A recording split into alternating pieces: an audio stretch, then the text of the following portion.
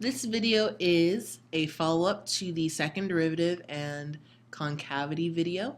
And here we're actually looking at a polynomial function, and we're going to sketch it using our information from our first and second derivative, along with some points on the function itself. So let's go ahead and get started. So we have a series of steps, 1 through 4. We're going to walk through them one by one.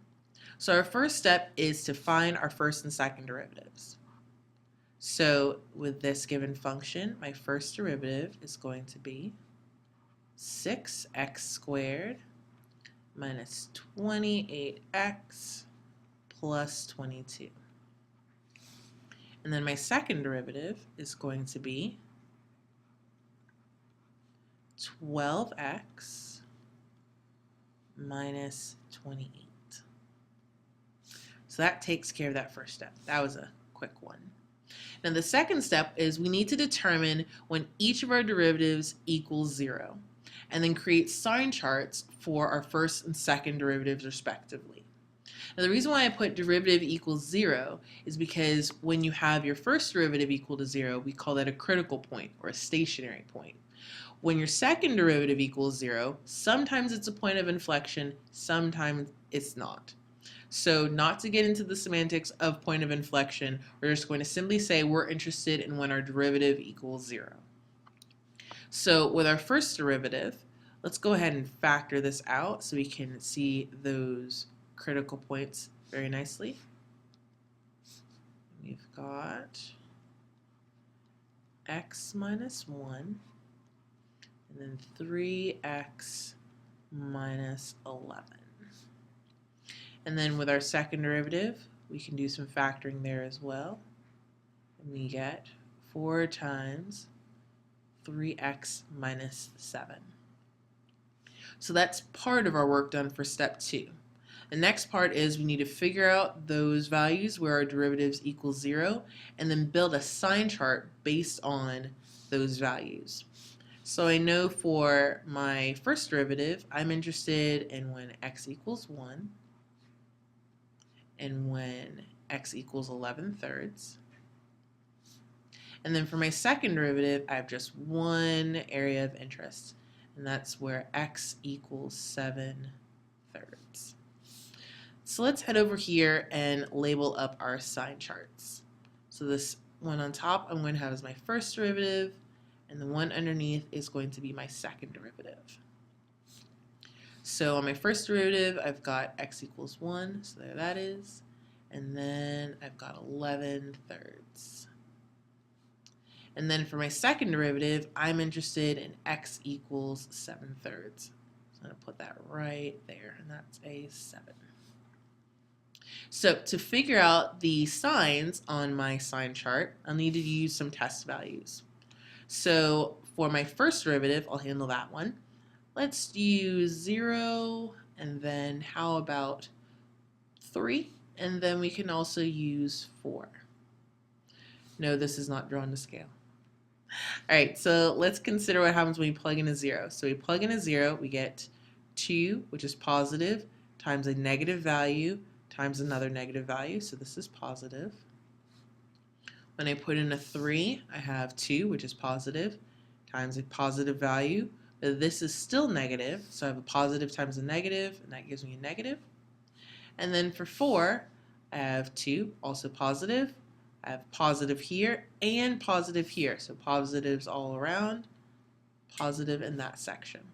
So that handles my first derivative. For my second derivative, same type of idea. Let's find some test values, plug them into the second derivative, so that's this one, and see what we get. So how about we go with 0 and we'll go with 4.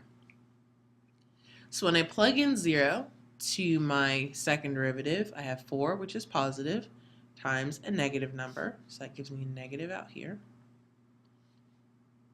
There it is. And then for 4, I plug that in. I have 4 here. It's a positive value. 4 will also give me a positive value inside my parentheses. Positive times a positive gives me a positive. So this is my sign chart. I have one extra piece I'd like to add while we're here. If you remember in that first video, we said that whenever our first derivative is positive, we have an increase, and when our first derivative is negative, we have a decrease. So let's just write those in. So here I've got an increase in my original function. And I'm negative, that means I have a decrease, meaning my slope is going down. And then I'm back to an increase. So we know that our function's doing some sort of increase, decrease, increase. And what the curvature looks like, we may or may not have an idea. And then with our second derivative, this is connecting to that idea of concavity. So we don't say increasing and decreasing for this positive and negative. We talk about concave down and concave up. Best way to remember it, if you're down, then that means you're negative because you have a sad face. So we'd say for this portion, that's to the left of 7/3, we're concave down. So I'll put a down there. And then for this portion to the right of 7/3, we're positive, so we're concave up. Now we can say that we are completely finished with step 2. We found the derivatives when it equals 0, we created those sign charts, and now we've labeled what the function is doing in each of those regions. Next is to evaluate the value of our original function at our critical points and also at our point of inflection, and then also at this idea of graphing endpoints. When I'm creating my graph, I'm expecting that I'm not going to go from x equals -20 to x equals positive 200. I mean, that might happen, but in this case, it's a bit of overkill. So I'm going to create my graph to be within, let's say, from 0 to +5. So that means when I'm looking at the values of my function, I want to know what the f of x is at 0 and 5. So let's write down our critical values first, and then we'll write down those graphing endpoints. So I have the 1 and I have 11/3. And then I have my special point for my second derivative, that's 7/3. There's my 7/3. And then we said that we want for this graph to go from 0 to 5. So again, the 0 and the 5 have nothing to do with it's a turning point or a point of inflection or a maximum or minimum. Nothing to do with that at all. It's just a matter of being able to graph. So let's go ahead and plug these values in. I've actually taken these values and plugged them into my calculator for the sake of time. So if I put in x equals 1, again, this is to my original function, I get a +5 when x equals 1. When I plug in 7/3, I get a -4.48. And then when I plug in 11/3, I get a -13.96. And then considering what's happening at my graphing endpoints, these graphing endpoints. If I plug in a 0 to this function, well, I get a -5. All of those x terms just go to 0. And then if I plug in an x equals 5, I actually get my function to also equal 5. Nice little coincidence there. So now each of these are coordinate points on my function. They're going to help me to do a little bit of a connect the dots feel when I'm drawing out and sketching this function. So let's go ahead, give ourselves some space here, and do some sketching. I don't want to go too far down because I want to be able to see my points and also what my curves should be doing. So draw in this graph space. There we go. And let's work with the values that we have. So our first job is to put in each of these dots, each of these coordinate points. Then we'll understand how to connect them based on whether or not we're increasing concave down, decreasing concave up.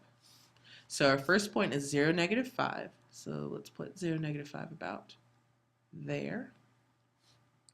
Then we have 1, +5. So again, this is not to scale. So I've got 1. Let's make that about +5 right there. And that's a -5. Then our next point is 7/3, which is just after 2.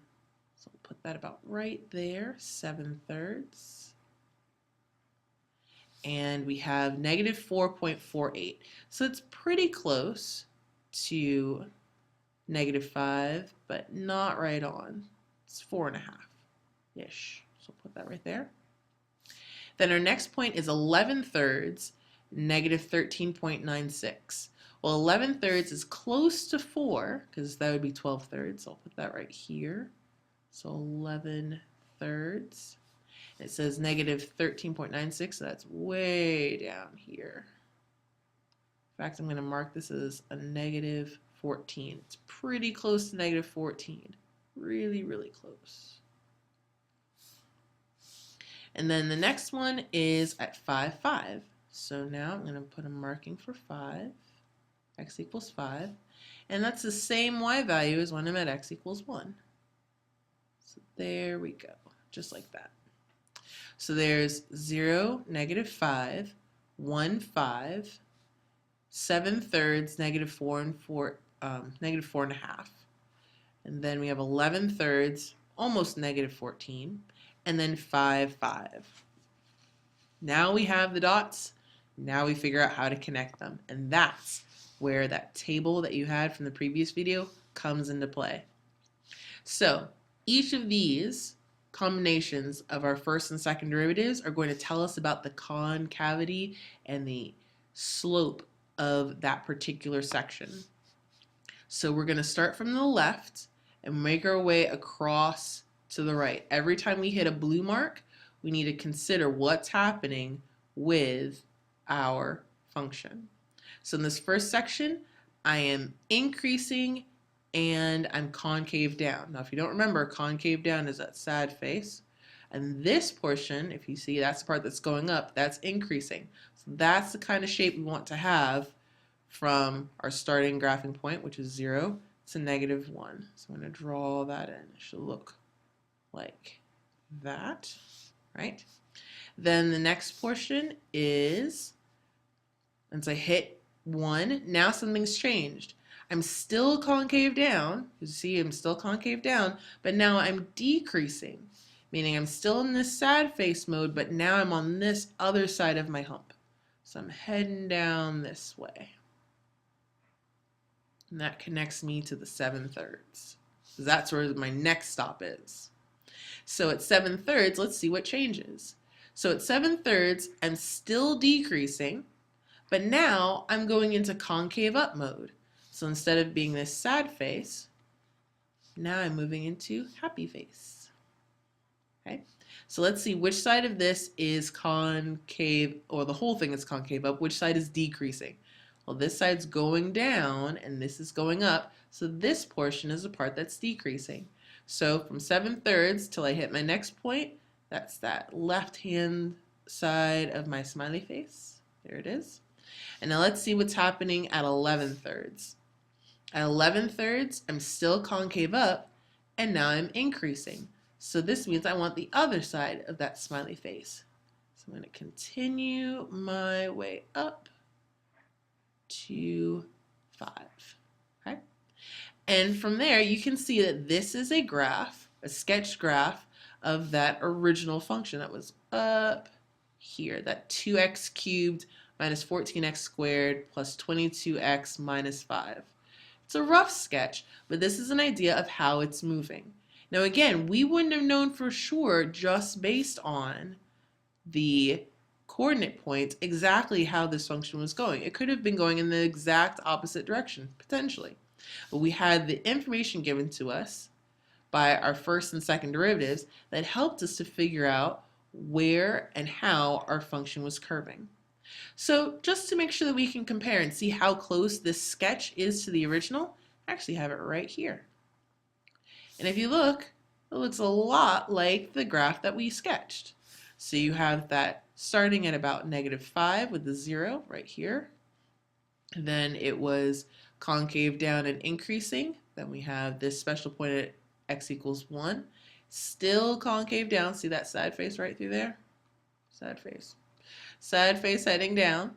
And then somewhere through here, around 7/3, it's hard to see. Can't really find it, but it turns and then goes into concave up.